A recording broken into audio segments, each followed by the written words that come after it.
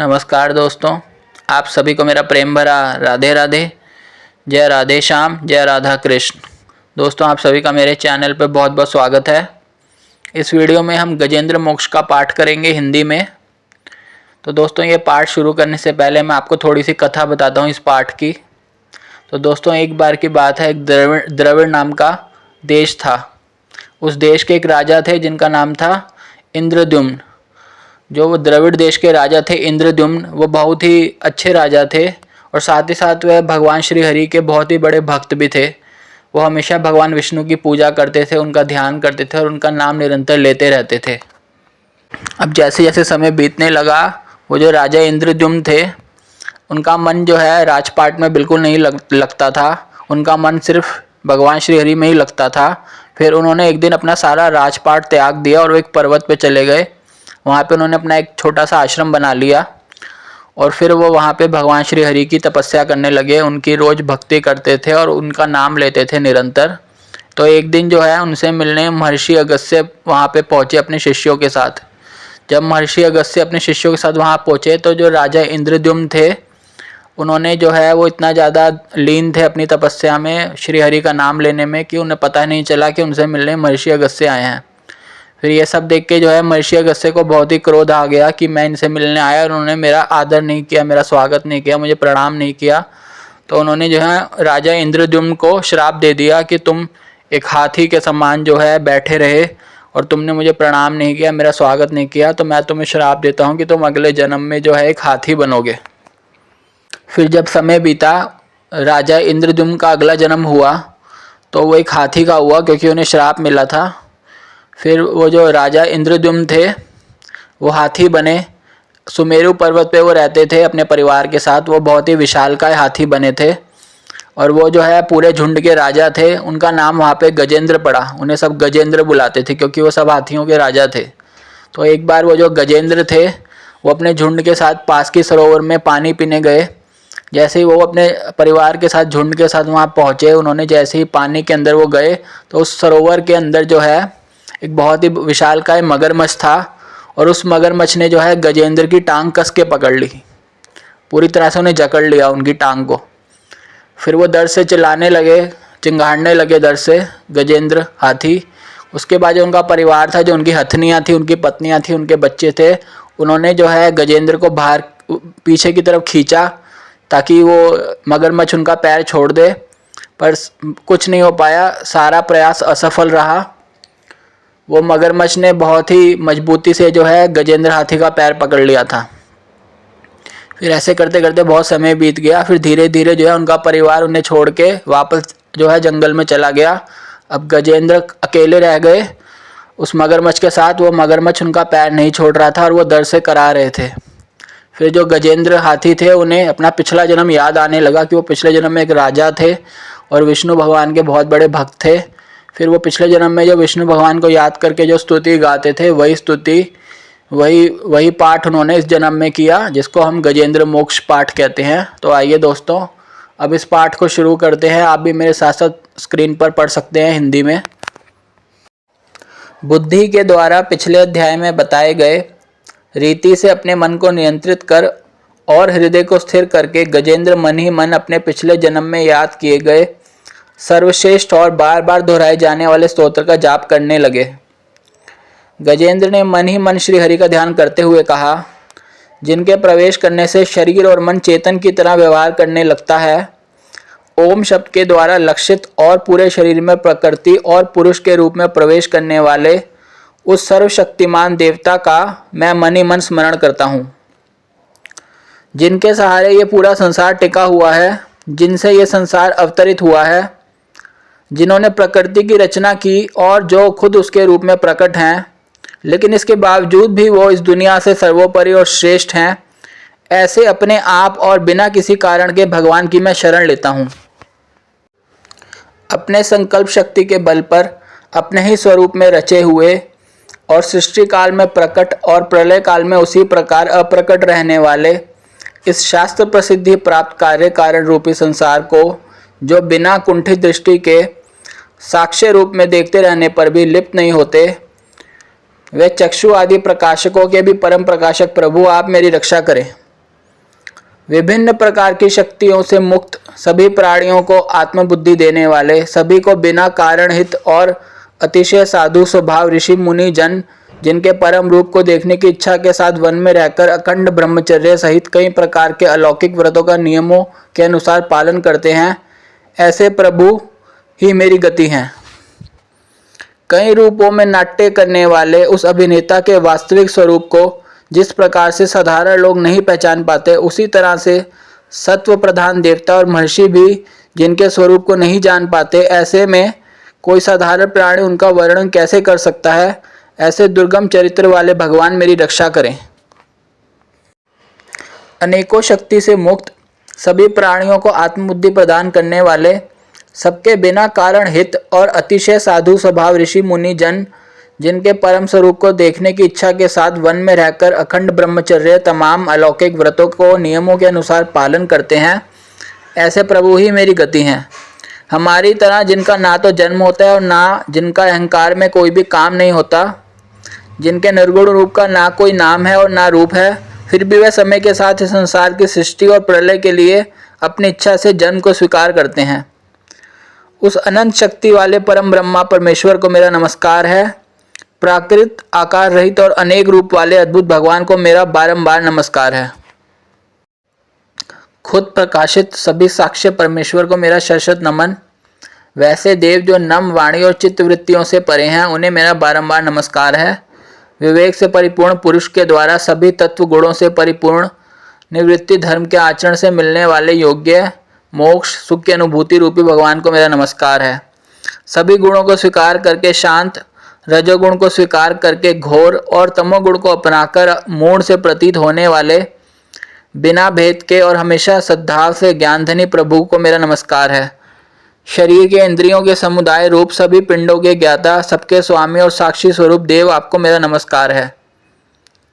सबके अंतर्यामी प्रकृति के परम कारण लेकिन स्वयं बिना कारण भगवान को मेरा शतशत नमस्कार है।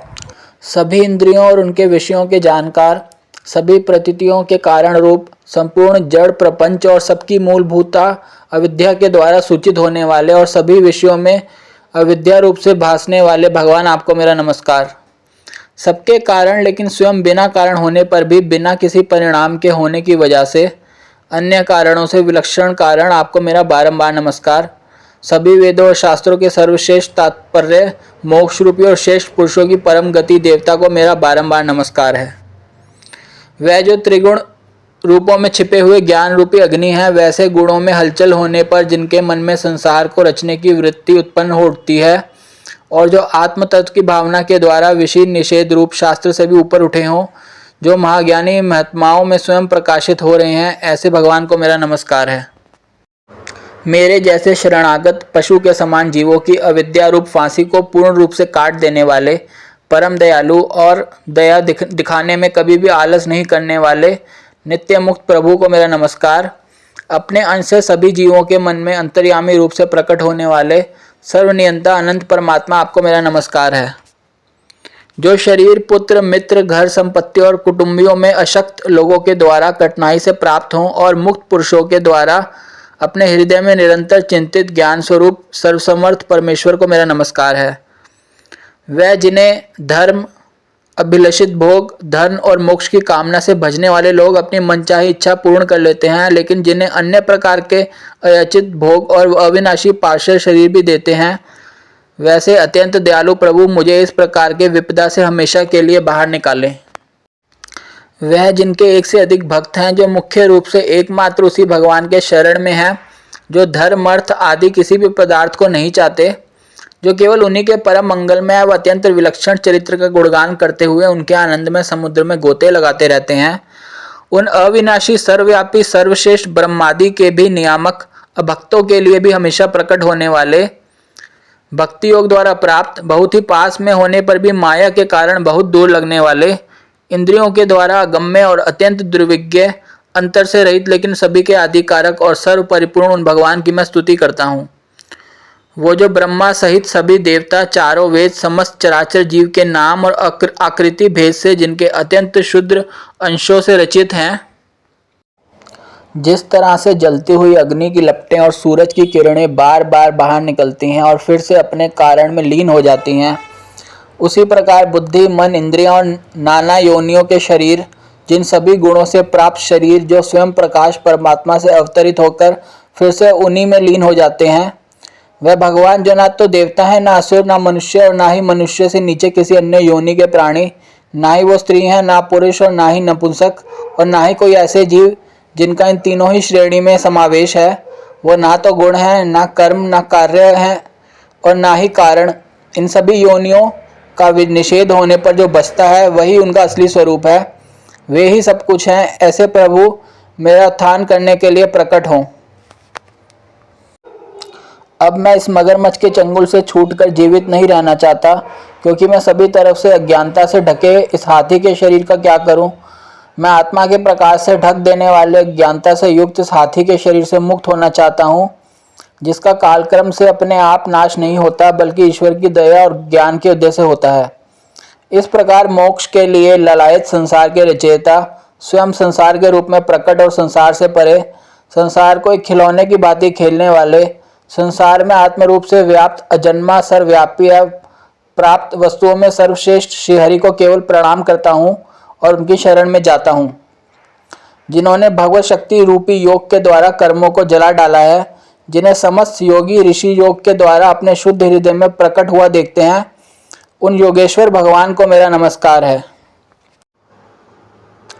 वह जिनके त्रिगुणात्मक शक्तियों का राग, रूप, वेग और असहा है, जो सभी इंद्रियों के विषय स्वरूप में मौजूद है, वह जिनकी इंद्रियां समस्त विषयों में ही बसी रहती हैं, ऐसे लोगों जिनका मार्ग मिलना भी असंभव है, उन शरणागत अपार शक्तिशाली वाले भगवान, आपको मेरा बारंबार नमस्कार है।